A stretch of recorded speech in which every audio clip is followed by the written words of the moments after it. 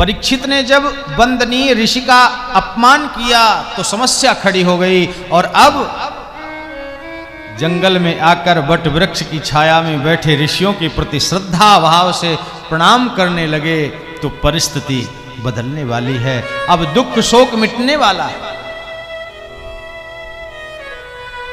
परीक्षित ने प्रणाम किया। परीक्षित को देखकर बड़े बड़े अमलात्मा विमलात्मा संतों ने आंखों में आंसू भरकर परीक्षित को बड़े ही करुण भाव से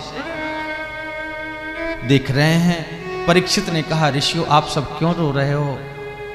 बोले, राजन तुम्हारे जैसा धर्मज्ञ राजा इस धरती से चला जाएगा, बहुत बड़ी क्षति है, महान क्षति है।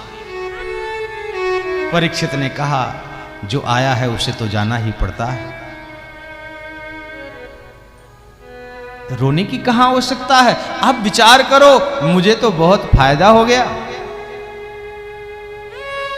हर कोई लाभ की ओर जाता है, मेरे लिए कितना लाभ मिला? क्या लाभ? संत समागम मुझे मिला। अगर मुझे साप न मिला होता, मैंने घर न छोड़ा होता, तो मुझे ये लाभ कहां मिलता?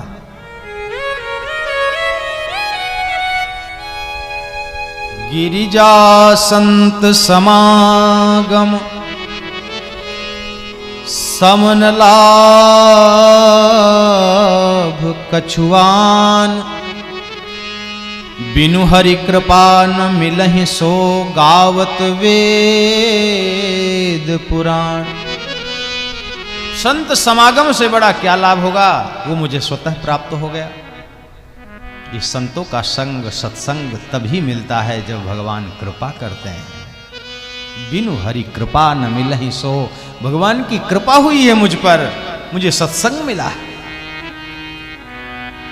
परीक्षित ने उन ऋषियों से पूछा कि महाराज, मरने वाले के लिए कर्तव्य क्या है? ऋषियों ने कहा कि हम नहीं बता पाएंगे। दीर्घ काल तक साधना करने से कल्याण हो सकता है, ये तो हम जानते हैं, लेकिन अल्प समय में कैसे कल्याण होगा ये हम नहीं बता पाएंगे। जब परीक्षित को समाधान नहीं मिला तो नेत्र बंद करके भगवान का स्मरण किया। जीवन में कभी उहापोह आ जाए, समाधान नजर ना आए, तब क्या करें? भगवान का स्मरण करें। और भगवान का स्मरण करते ही परिस्थिति बदल जाती है। परीक्षित की भी बदली।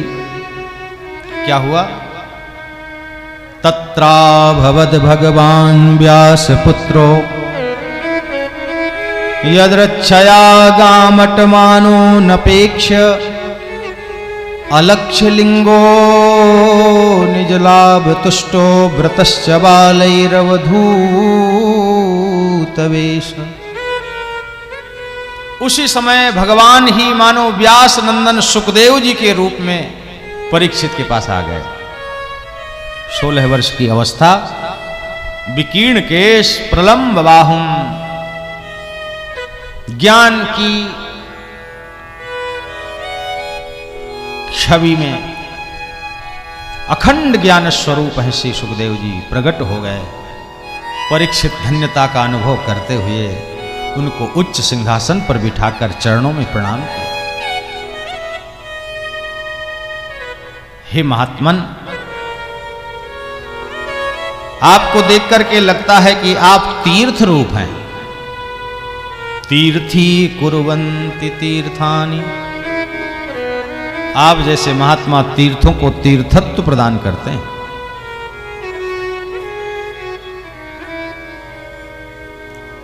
मुझ अधम क्षत्रिय पर कृपा करने के लिए आप प्रकट हुए हो। मैं जानना चाहता हूं, अतः पृच्छामि संसिद्धिं योगिनां परमं गुरुं, पुरुषस्येह यत्काय म्रियमाणस्य सर्वदा। महाराज, मैं जानना चाहता हूं कि जिसकी मृत्यु सन्निकट हो, जो मरने वाला हो, उसके लिए क्या है? क्या करे वो? क्या सुने? कैसे रहे?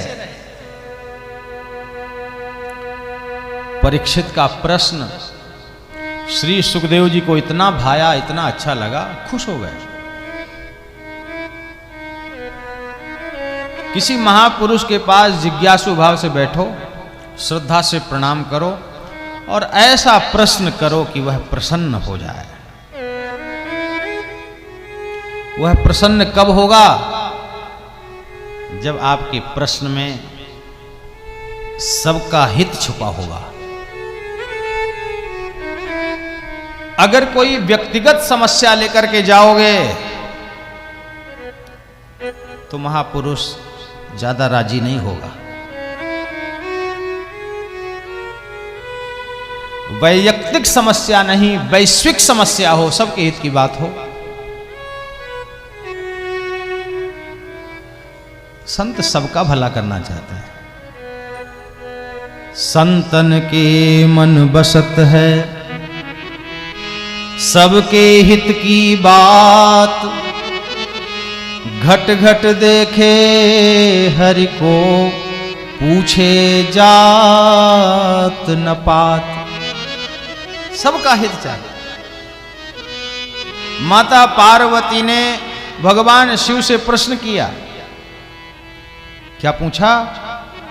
व्यक्तिगत समस्या नहीं, कथा जो सकल लोकहितकारी, सोई पूछन चह शैल कुमारी। सकल लोकहितकारी प्रश्न किया तो क्या हुआ? हर्षि सुधासम गिरा उचारी। हर्षित होकर के भगवान शिव ने अमृत के समान उपदेश किया।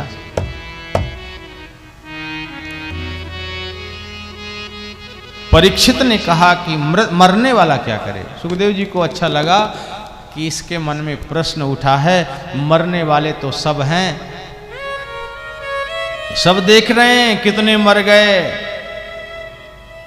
साथ वाले मर गए, छोटे मर गए, कितने जा रहे हैं, लेकिन किसी के मन में प्रश्न नहीं उठा। परीक्षित ने प्रश्न किया है, ये जिसने जगत का प्रतिनिधित्व किया है।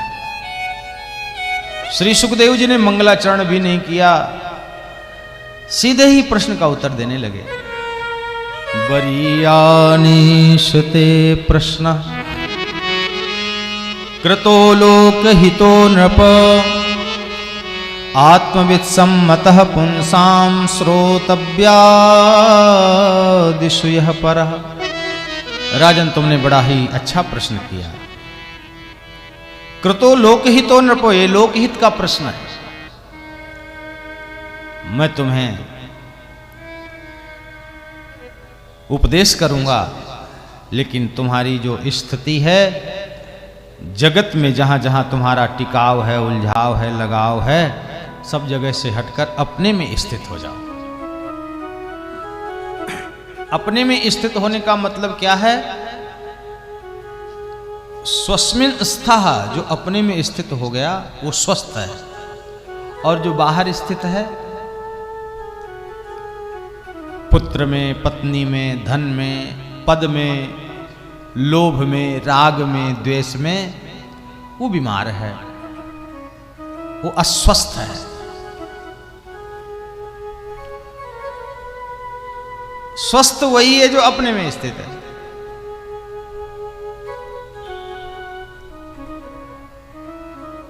जगत की स्थिति दुख देती है, विचलित करती है, व्यवधान में लाती है, द्वंद्व से, दुख से भर देती। और राजन, कानों को खोल लो। श्रोतव्यादिषु यः परः।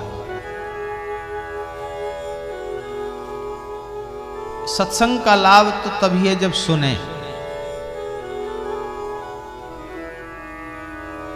नवधा भक्ति की प्रथम श्री ही है श्रवणम, सुनना।